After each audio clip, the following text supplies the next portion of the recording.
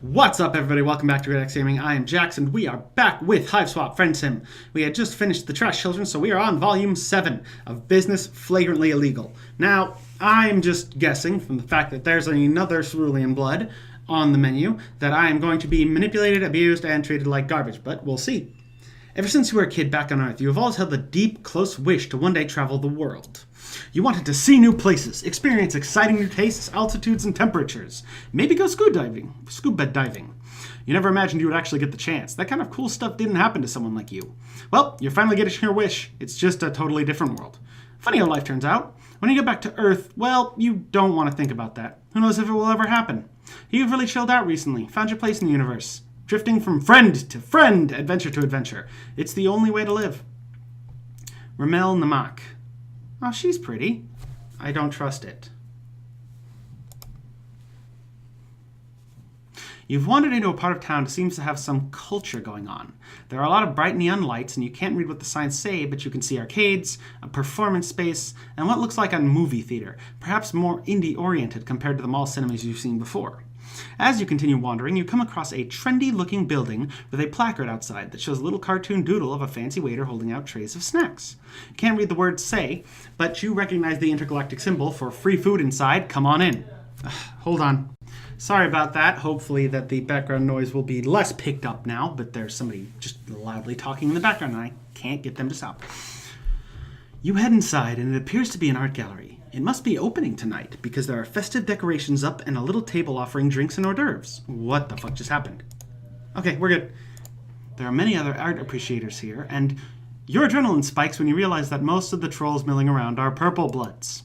You're not sure if paintings and snacks are worth the high chance of being maimed when chaotic violence breaks out, but as you're debating the merits of free food versus probable injury, someone approaches you.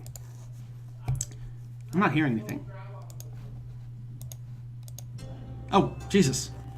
You don't look like my other patrons. Are you lost? Or are you perhaps looking to start collecting? If you're loaded, ignore that first question. Art is for everyone, after all, regardless of your blood color. The 4 black pupils in her eye glint and sparkle, and you're not sure yet if it's a menacing or friendly sparkle. She grins at you and it shows all her teeth. Wait, 4? There's 5 there. So what do you think of the art? Have any paintings caught your eye? You look around. You don't know much about art, but you are a nerd, and a lot of the paintings in here remind you of scenes from popular movies and games back home. Save. Save. Save. Close menu. It seemed kind of derivative. Pfft, you clearly know nothing about art, pleb. If you don't like it, there's the door. Make room for someone with money to burn and better taste. I just got broomed out. Okay. Well, now that we've gotten that out of the way, the artwork is stunning. Perhaps the best I've ever seen. Troll Mona Lisa who? Ah, stop. You flatterer. She puts a hand on her hip and winks at you, and you're guessing that she doesn't actually want you to stop.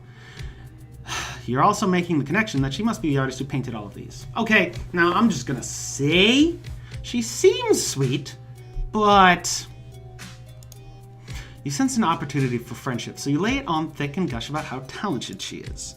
Huh. I thought you looked like a dumbass when you walked in, but you have good taste after all. Let me show you around. When did I get her name? You follow Ramel. When did I get her name?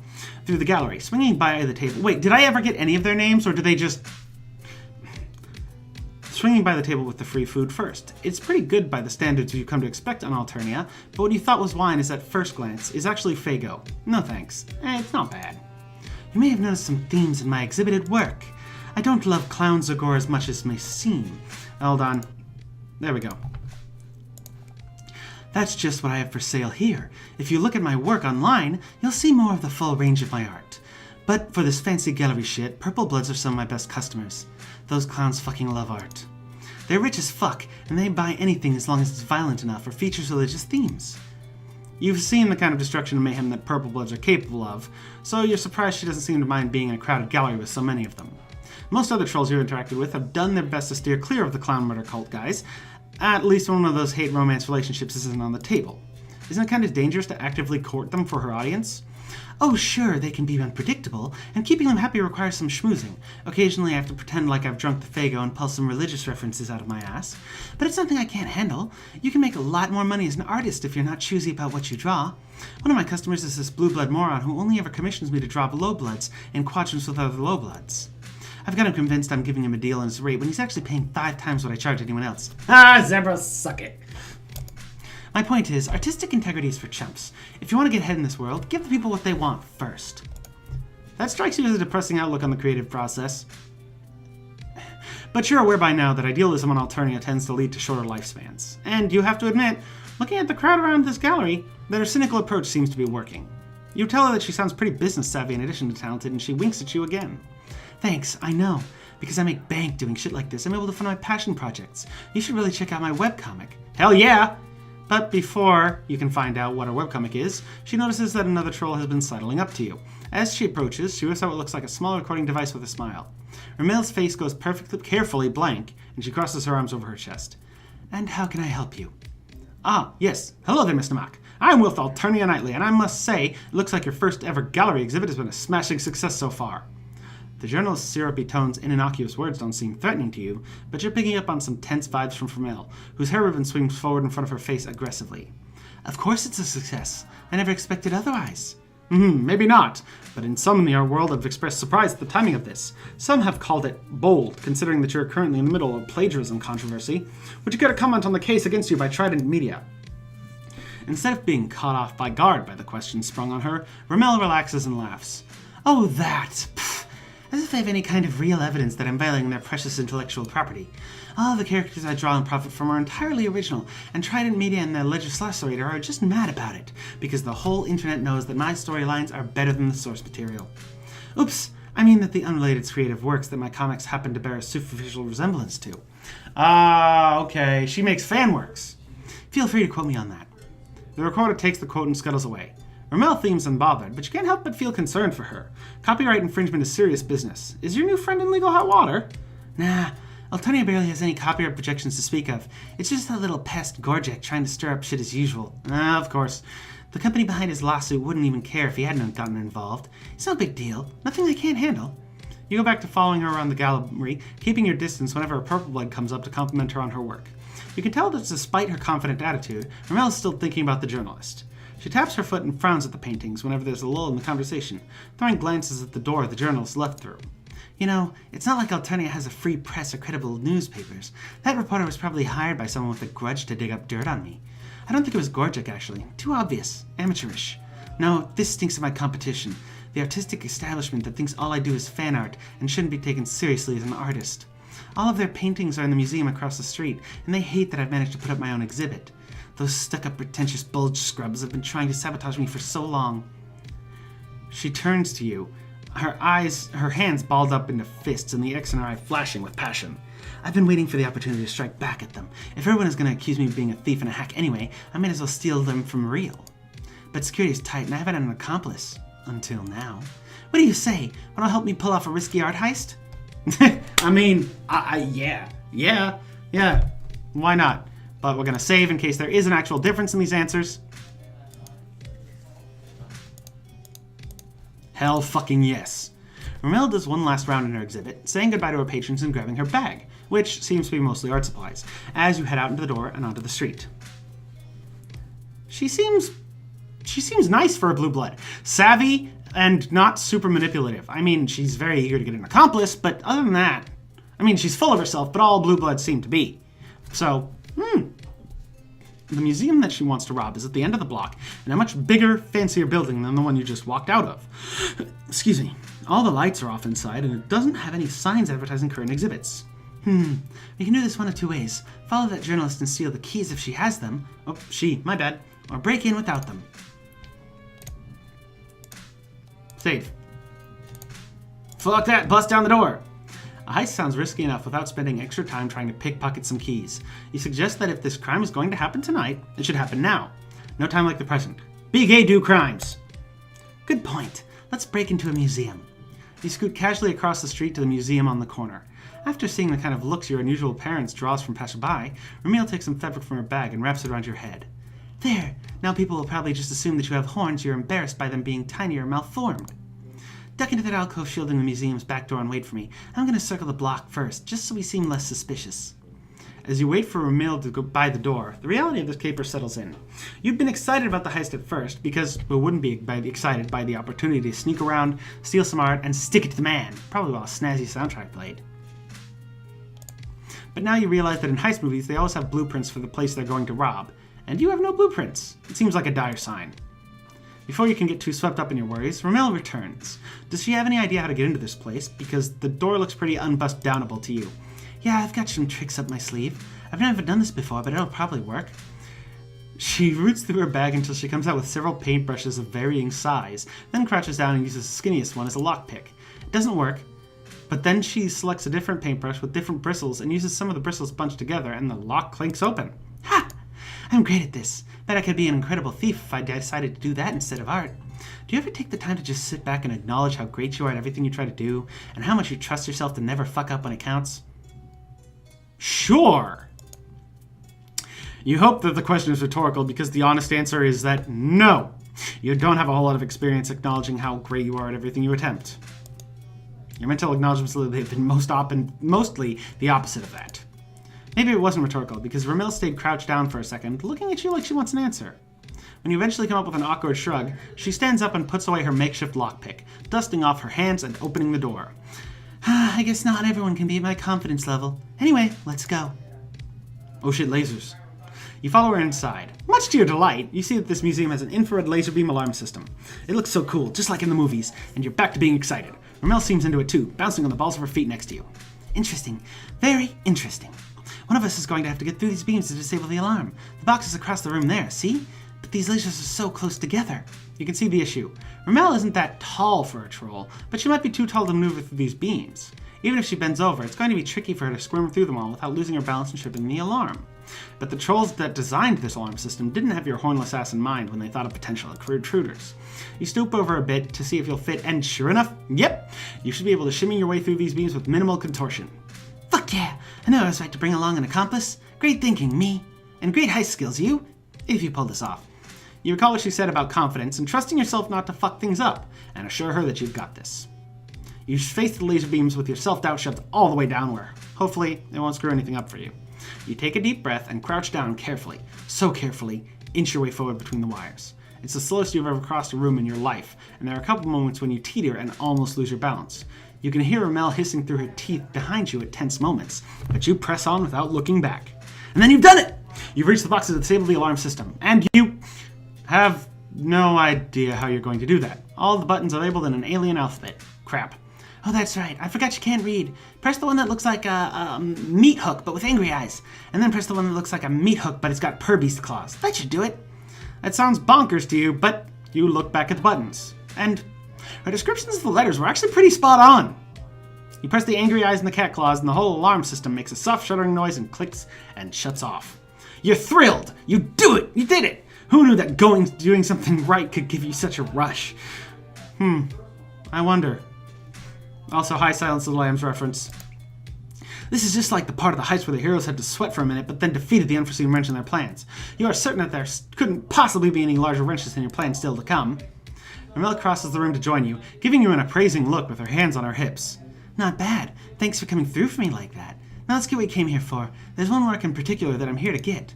You follow her through the different galleries, passing through sculpture rooms and oil paintings, until you reach a display of pieces that look like inspired by pop culture. The paintings and prints in here remind you a lot of Ramel's exhibit, and when you look at her you can see that she's rigid, eyes flashing and a passionate blue tint on her cheeks. I can't believe they called me the hack. Such bullshit. Whatever, it's cool. It doesn't actually bother me. I just need to send the message that don't want to fuck with me. This painting right here is a direct rip-off of one of my early works, back when I was naive enough to put up my art for free without realizing that it would just get copied and someone else get all the credit and the profit. I am sensing justified rage in the artist and writer behind this project. Well, I learned my lesson. I'll take this so they can't sell it, rip off their rip-off, make something even better, and turn it over for a truckload of cash. The Silence of the Lambs painting. She grabs the painting, and just when the two of you are ready to heist roll out of there, you hear voices at the back door and what sounds like a team of security guards coming in. They must have arrived to investigate the alarm system shutting down. You're ready to embrace your panic, but you stop hyperventilating when you feel Romel's vice-like clawed grip on your arm. Don't freak out. Follow my lead and we can still get out of this. You assume that the whole heist is off now that security's shown up, but to your surprise, Romel doesn't put the stolen painting back up on the wall. She gives you one last reassuring squeeze before sauntering out of the room with her head held high, moving with no hurry towards the front door. You follow her nonchalant lead as best you can. One of the security guards stops her. Romel gives him a condescending, slightly confused look. What are you even doing here? My assistant told me she informed all the staff that I would be swinging by today to pick this up. Did you miss this memo? Give me a break. I'm sure it must have been easy to miss things, right? Because as a security guard, you probably get so much important correspondence every day. Her four pupils somehow give her sneering eye roll extra sarcastic force. She yawns, and with her free hand not holding the painting, flicks some non-existent dirt off her shirt. The security troll, a burgundy bludge judging from the sign on his cop hat, looks uncertain and embarrassed. But I get it. I understand crossed wires. Since you're apparently too busy to do your job right, I'll catch you up to speed. I am the artist behind this piece, and I've got a wealthy patron interested in commissioning something similar. I'm taking this as a reference in order to negotiate a better deal. There's absolutely no way these guys will buy her story. The two of you look so guilty, and you still have her yellow sash wrapped around your head, probably looking like an idiot with a head injury. But Romel is staring down the guard like it hasn't even occurred to her that she might be questioned. You've never seen someone double down so hard on a story that is such transparent bullshit. If you want to waste more of my time and yours by calling your superior to verify, go ahead. He might not be thrilled this mix-up happened because you can't keep up with your emails, though.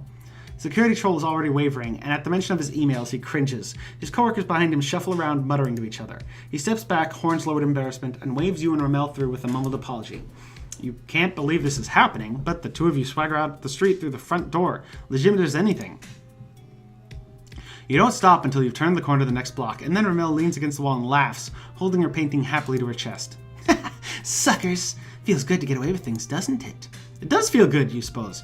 Mostly you think you're still reeling. How did she come up with a story like that on the fly? How did she correctly guess that the security guard wasn't some hyper-organized inbox zero kind of guy who'd never believed that he could have missed a message? Romel gives you an odd look and reaches forward to unwind her stash from around your head and stuff it into her bag. I just winged it, man. You overthink things. My guess is usually right because I'm a creative genius, but if I'm going after him for emails hadn't worked, meh. I guess we would have been arrested and then I'd talk my way out of that eventually too. Wow. Well, I mean, also, a lot of Cerulean Bloods are psychic, which might help. You find it hard to believe that she goes through life so easily, with that kind of unshakable belief that she can improvise through anything. Doesn't she worry that it'll catch up with her someday? You want the long answer? It's this. Nope, I super don't! And if you still don't get it, I don't know if it's the kind of thing you can really learn. She picks up the painting again, looking from down the street and away from you. Well, that was a successful heist. Now that I've ruined the competition, I feel inspired. I'm gonna take this home and paint. Wait, hang on. With a sinking feeling, you realize that she's getting ready to depart, and this friendship might be slipping through your fingers. Sorry, kid. You seem like you're not totally useless, at least, but I'm not one for long-term artistic collaboration. It's a lot easier to talk your way out of tight spots when you're on your own. Peace! You watch her go, your shoulders sagging with disappointment. You guys stole from a museum together, escaped together, bamboozled the cops together. You should have bonded over your shared transgressions and culpability. Every crime movie you've ever seen has taught you that heists bring people closer together, but cultural differences? Aww. I thought I was going to get the good ending that time. Well, click. Steal the keys. You would much rather walk through an unlocked door than try to bust it down, and the reporter is still in sight, turning a corner down the street. You try to imitate Romel's casual yet confident way of walking, like she could blend in anywhere and pull off anything. But despite your efforts not to attract suspicion, you keep getting looks. Not being the same species as everyone around you tends to make you stand out. Shit, this could be a problem. I can put it together a disguise for you, hang on. You watch as she starts pulling things from her bag. She seems to have all sorts of things in there, from paintbrushes to blobs of clay to paint, and you think that you might be putting together some fake horns for you from scratch real quick? But before she can finish, you realize that one of the purple bloods about to walk into Romel's gallery is staring at you. He looks vaguely familiar, and you realize a little too late where you've met before when he starts walking towards you. You! I remember you. You broke into my apartment. It's the same troll that you and Polypa escaped from. You back away as he advances, a lazy grin on his face. Romel glances from him to you and back to him again. Well, fuck. Looks like I'm not going to have an accomplice after all. Sorry, pal. She hoists her bag over her shoulder and shrugs her hands in a what-can-you-do gesture. Then she's gone, the big purple blood paying no mind as she absconds. You want to feel betrayed, but it's hard to blame her considering how scary this guy is. In your heart, you know that you're dead already, but you're not going to accept your fate without attempting to prevent it. You make a mad dash to escape, sprinting towards a skinny alleyway and thinking maybe you can scamper fire escape or something. Unfortunately, your attacker's size doesn't seem to slow him down, and you can hear his heavy footfalls right behind you. He laughs, and it sometimes sounds dopey and dumb and completely terrifying at the same time. You make it to the alley, but you fucked up because it's a dead end and you don't see anything you can use to clamber to higher ground. You turn to face him, hopelessness sinking down to your toes. Your scrappy alien tenure on this hazardous new planet is about to come to a messy end. The purple blood swings his massive club lazily in one hand as he approaches you, not bothering to run anymore. You drop into a fighting crouch, trying to think back to your third grade karate lessons for any moves that might be useful, but before he can crush your skull, you see a flash of movement behind him. He staggers, dropping the club as something hits him from behind.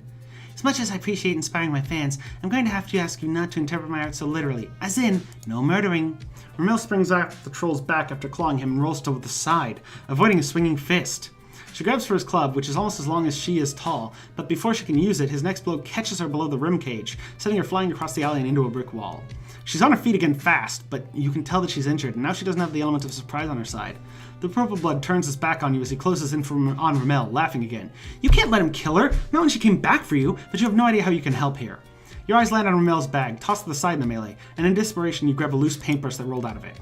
You dive forward with a battle cry and stab the end of the paintbrush deep into the high blood's calf. Violet blood squirts you in the face. He yells, and you manage to roll away just in time to avoid getting smacked. The slight stab wound hasn't slowed him down much, but has given Ramel the chance to dive out of his range, and while he's still trying to grab you, she gets a hold of his club again. Woof, I forgot how fucking terrifying those things are. She's stronger than she looks. Hey, that sounds like another blue blood artist we've met.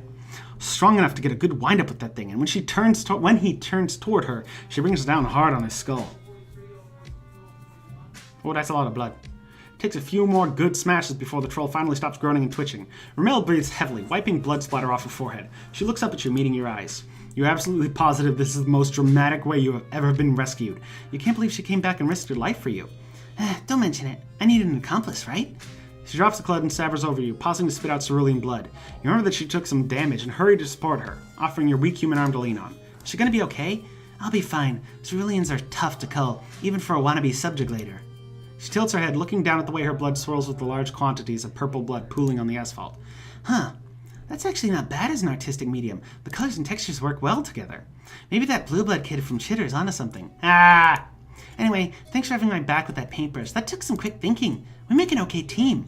I've never killed anyone before, but that kind of ruled, didn't it? You're not sure you would choose those exact words, but you're pretty relieved right now. You might not have the bloodthirsty glint in your eye that Ramel does, but maybe you can interpret your adrenaline shakes as euphoric overload or something. Hell yeah, me too. I can see why people get into this killing business. If I wasn't such a great artist, I'd consider kids switching careers. But sometimes, when you're good at too many things, you have to pick one and stick with it. So, no professional assassinations for me. I'm still determined to rob the shit out of my competitors now. And you, now that we've killed someone together, it just makes sense for us to stay partners in crime, right? Your heart leaps at the implication that she wants to stick together. You truly do not mind breaking every law in the books if it means she'll be your friend. Nice. We probably don't need to go around breaking every law. I just want to steal some art. Maybe we can reschedule this heist for another day. The neighborhood will be crawling with drones as soon as they realize a Highblood was killed. You feel bad that this troll's attempt to slaughter you ruined Ramel's art gallery opening. Oh, are you kidding? My customer base loves this kind of shit. My art will even get more of a violent reputation when word gets out that someone died at my first gallery show. That's metal as fuck. You limp out of the alley, supporting Ramel with your arm around her waist, and she directs you to the back entrance of her gallery, where the two of you can clean off the blood and hide until the drones and crowds are gone. If you don't mind, we can lie low at my place for a few days while we plan this heist, and I might as well get some work done while we wait and scheme. That fight was pretty inspiring. You're already my accomplice, so how'd you also feel about being my muse? More blood! I mean, okay. Looks like I'm gonna be drained of blood again, but, anyways, that's it for this episode. If you like the video and you know what to do, like, comment, subscribe, all that good stuff. I want purple blood. I want to make a purple blood friend. Just give me a purple blood! If you like the video, you know what to do. Like, comment, subscribe, all that good stuff. If you want to buy me a coffee, the link is down below. I'd greatly appreciate it. And thanks for watching. Later, y'all.